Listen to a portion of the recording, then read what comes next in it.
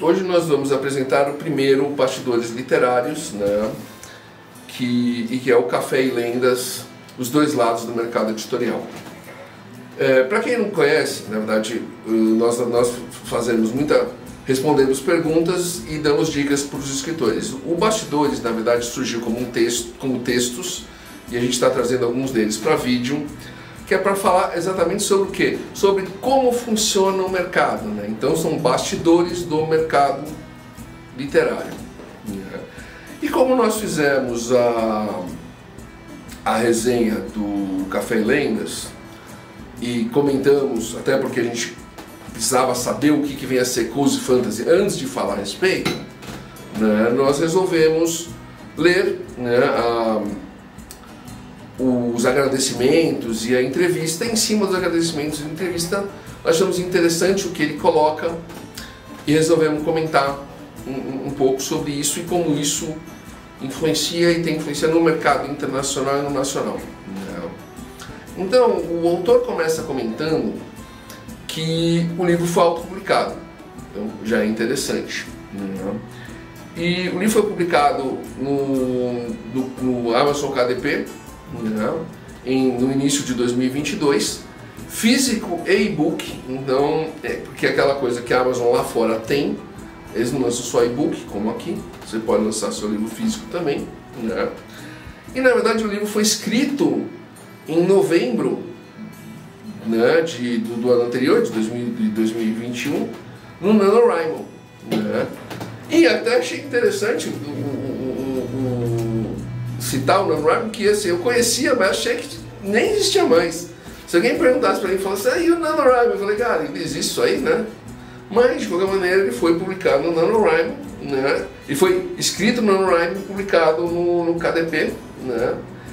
E o autor comenta que ele pegou livros físicos, né, da Amazon e colocou em livrarias, né? E os livreiros foram muito colegas para indicar o livro dele, não sei o quê. Só que aí você para e pensa, quer dizer, assim, tudo bem, interessante, veja bem, é uma coisa para o autor nacional aprender, né? Será que não vale a pena você comprar uma quantidade, uma dada quantidade da sua obra e conversar com os livreiros? Talvez não, porque é muito interessante, porque a gente pensa, quando a gente pensa em livreiro aqui, a gente pensa, né, na verdade as livrarias aqui nem existem, cultura, Saraiva, que é todo problemático, Saraiva não aceita se você não tiver distribuidora, então até a editora pequena tem problema, a cultura precisa de nota fiscal, você como autor não tem nota fiscal, mas será que não vale a pena você conhecer alguma livraria do seu bairro, né, pequena, e conversar com eles e falar e ir além do marketing digital, né, que termina sendo muito difícil, né? Porque, então é aquele ponto, assim, mas o que eu estou colocando assim? Primeiro, você tem um livro que tornou-se um best-seller internacional, tanto que foi publicado aqui no Brasil, né? Saindo do NaNoWriMo. Um livro que sai do NaNoWriMo, desculpa, não é o livro do autor profissional. Nenhum autor profissional fala, estamos no NaNoWriMo, vou escrever meu livro novo. Não, ele escreve como uma função. Então, assim, é um autor que, se ele vai se tornar profissional, e eu imagino que ele vá, porque ele já tem contatos no meio, né? Ele está começando, esse é o primeiro livro dele. O que leva ao lado da editora, mas nós vamos falar isso mais tarde. Então, o que ele fez, né?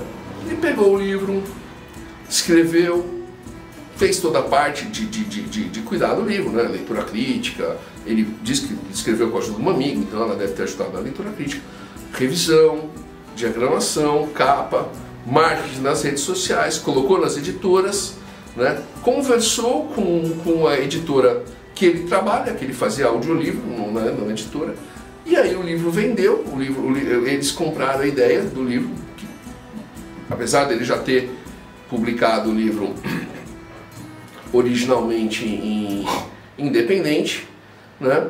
E o livro terminou se tornando best-seller. E é lógico que a editora faz parte disso. Por quê? Porque em quantas livrarias um autor pode chegar nas livrarias da cidade dele, do estado dele, dizer, ele não vai lançar, um autor independente não vai pegar um livro dele, 2, 5, 10, entendeu? E mandar para outro estado, né? Para o outro lado do país. É meio estranho isso. Então, aquele lado, assim, por que eu coloco os dois lados do mercado? Porque de um lado, você tem o que o escritor tem que fazer. Vai lançar independente? Não tem problema, né? Siga os passos. Quais os passos? Escreva o livro do começo ao fim. Termina o livro que você começou. Faça a leitura crítica, faça a revisão, contrate alguém para fazer uma capa decente. Ah, mas não tem mais, cara. Sabe? Se você não sabe fazer a diagramação, contrata alguém para fazer a diagramação. Se você não sabe fazer capa, você contrata alguém para fazer capa. Porque a capa do seu livro é a primeira impressão dele. Se ela for ruim, entendeu? A primeira impressão que vão ter sobre o livro é o link. Já falamos isso quando a gente fala de capas, né? E faz o marketing. Vai lançar uma... É a mesma coisa. Então, se você for parar a pensar... E aí, assim, ele publicou, ele editou, a editora acreditou nele, ele publicou e se tornou um best-seller. Não. Imagina isso no Brasil. Editora grande, pegando autor desconhecido. Autor desconhecido só pega editor, ou best-seller, né? O cara que é conhecido, muito conhecido aqui no Brasil, né? O cara que já tem renome lá e vai fazer a venda sem nada. Não é complicado, né? Por quê? Porque você fala assim, é como eu falei em relação a ele. Você coloca o seu livro numa editora pequena, 90% dos autores que estão começando vai colocar em editora pequena. Qual o alcance da editora pequena? Não é tanto. Talvez ela leve você num evento, talvez ela leve você em outro evento, mas, cara, ela não vai conseguir chegar no Brasil inteiro como uma editora grande, entendeu? Às vezes nem as editoras grandes conseguem chegar em todos os lugares, ao menos nas grandes capitais, porque você não tem nem a quantidade de livro para fazer isso, né? Eu mesmo lembro, uma vez, quando eu era editor, a gente colocou um livro, a Saraiva pediu um livro, eles pediram 200 exemplares. A gente tinha feito 500 e tinha vendido já uma boa parte, porque demorou para a Saraiva se interessar pelo livro. Resultado, eu tive que pegar todo o livro que eu tinha em estoque das outras distribuidoras que nós tínhamos, jogar tudo na mão de uma distribuidora e colocar na Saraiva. Porque você tem que querer vender. E acabou o livro, não tinha mais, gente. Se fosse fazer, era fazer novo, entendeu? Então, é complicado, assim, a diferença que a gente vê do editor nacional pro editor internacional, né? É como eu coloco, assim, e isso se você não for pensar que quando eles não pedem pro autor, né, acreditam no autor nacional e vão ver quantos seguidores eles têm. Quantos seguidores? Você tem que ter muitos seguidores, senão você não vale a pena. Quer dizer, e aí daí surgiu, eu lembro que eu comentei isso até com um colega escritor, a moda do livro dos influenciadores. E chegou num ponto que os caras estavam no auge. Aí você fala, não, mas poxa, o influenciador foi bom. Foi nada. A maioria deles nem fez o livro, nem escreveu. Foi escrito por ghostwriter. Por quê? Porque para que ele, que não é escritor profissional, vai escrever um livro que vai demorar meses para escrever, para ganhar 10% do preço de capa em 6 meses de uma editora, quando naquela época os grandes influenciadores estavam tirando 50, 80 mil reais por mês do YouTube. Aí você fala assim, 50, 80 reais. O cara ia ganhar, sei lá, 20, 30 reais em 1, 2, 3 anos, entendeu? Pela venda do livro deles, minha nossa, entendeu? Por que as editoras vão com sede ao pote? Porque é interessado para elas, né? E se você for parar a pensar, essa questão, né? O que um editor lá fora faz, né? Como eu comento, agora, recente teve a Feira de Bolonha. Na Feira de Bolonha, se eu não me engano, em 2012, os editores, o que eles olharam e falaram? Olha, nesse ano nenhum autor, grande autor de terror, vai publicar terror, né? Então vai ser um bom ano para os autores que estão começando no terror. Foi? Não sei. Realmente eu não consegui analisar isso mundialmente, né? Não consegui ver o resultado. Mas é uma coisa, percebe? É uma análise. É como quando a gente estava começando o Atarja. Quer dizer, a gente lançou o livro. Eu pensei no livro de Steampunk, Histórias de um Passado Extraordinário, e depois no Retrofuturismo. Por quê? Porque eu conhecia o mercado, eu sabia que tinha gente que curtia steampunk, que fazia feira, fazia evento, se vestia e não tinha livro em português. Então eu falei, beleza, existe um mercado, né, e não existe ninguém ofertando para esse mercado. Então peraí, eu vou fazer isso. Isso o editor faz. O editor olha e fala assim, poxa, isso é necessário, né? Na verdade, se você for para pensar, o que os editores fizeram com os influenciadores, foi exatamente isso. Eles olham e falam, poxa, se eu lançar livro desses caras, não precisa fazer marketing. Eles vão fazer o marketing para mim, né? Eles vão lá, vai sair meu livro, compre, hein, galera? E os seguidores, se 10, 15% dos seguidores desses influenciadores comprarem, os editores estão feitos. Então, nesse ponto, beleza. Ou quando fizeram lá o livro da Bruno Surfistinha. Quer dizer, o cara achou lá um blog, falou, nossa, isso dá num livro. Contratou lá um ghostwriter, fez o livro, fez o marketing, colocou em tudo. Bom, eu lembro que na época você ligava a televisão aberta, que estava zapeando a TV aberta ainda, e todos os programas da manhã, da mulherada, entrevista com a Bruna Surfistinha, o livro estourou, virou um... O que é isso? Isso são pequenos elementos, são pequenos exemplos do que é a função do editor, não comprar direitos autorais. Quer dizer, não olhar e falar assim, olha só, tá dando certo ali, eu vou fazer. Então é como eu falo assim, e isso não sou eu dizendo, tá? Isso não é eu dizendo. Porque eu me recordo uma vez, eu fui num evento na FENAC da Paulista, olha como o evento é velho, e tinha um bate-papo com uma editora, né? Uma editora mulher, não, né? E não era nem um bate-papo, ela estava só fazendo uma apresentação. E um dos pontos que ela comentou foi o quê? Falou, o Harry Potter não vendeu no Brasil bem até sair o filme. Aí eu falei, poxa, peraí, né? Então o Harry Potter não vendeu bem no Brasil até sair o filme. Como eu falo, já até expliquei isso aqui. Quer dizer, o mercado editorial é composto por 5 elementos. Autor, editora, distribuidora, livraria e leitor.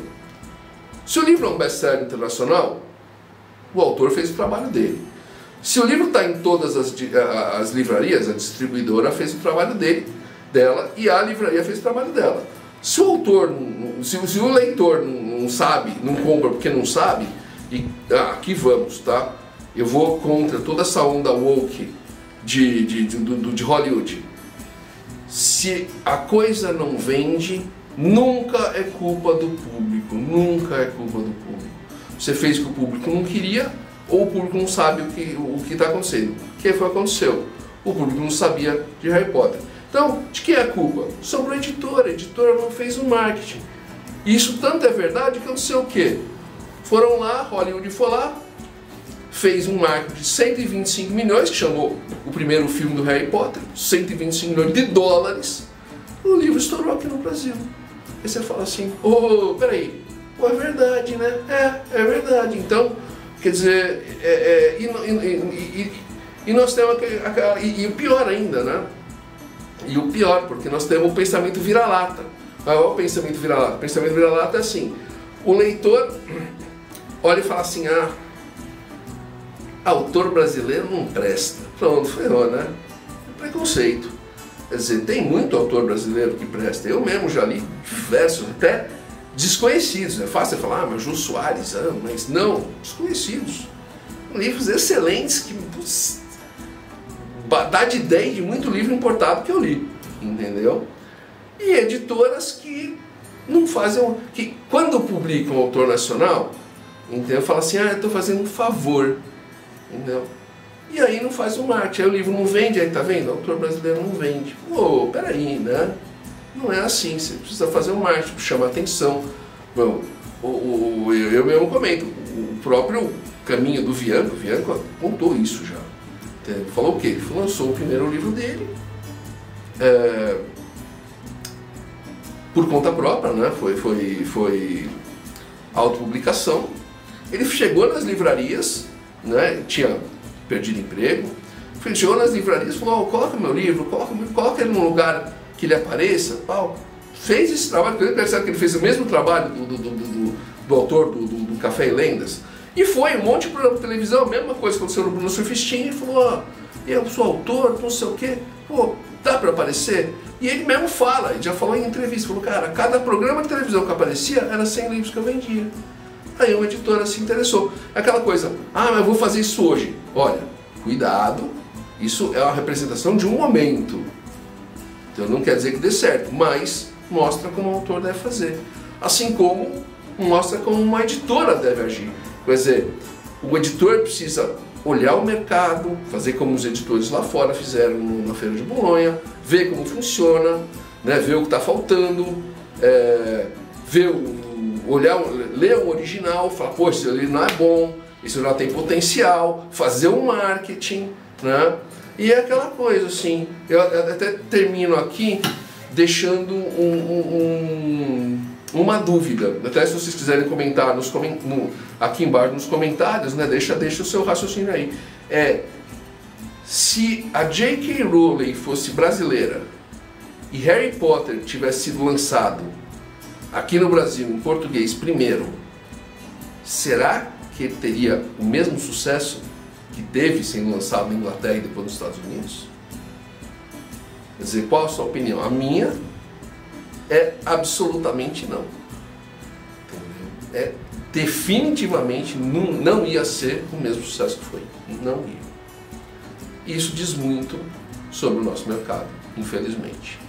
Não é uma coisa que eu já comentei, tudo isso que eu falei para um colega editor, falei para ele, mesma coisa que eu falei com vocês, não devia estar falando isso, porque o mercado vai ficar bravo, entendeu? Você está mostrando como é que ele funciona, mas efetivamente é uma verdade. E a função do Bastidores Literários é exatamente mostrar para vocês como funciona o nosso mercado, né? Eu acho que por hoje é isso, né? Espero que vocês tenham gostado ou aprendido, pelo menos, né? Deixa, como eu falei, a resposta, o que você acha, se a J.K. Rowling e o Harry Potter fossem brasileiros, se ia ter dado o mesmo, ia ter chegado onde chegou, né? E segue a gente aqui no Face, no LinkedIn, no Insta, né? Repasse esse artigo para um autor que você conhece, um amigo seu que está começando e quer saber como funciona o mercado, o que ele deve fazer, né? Mostrar os exemplos de como acontece lá fora e até aqui dentro. E até a próxima.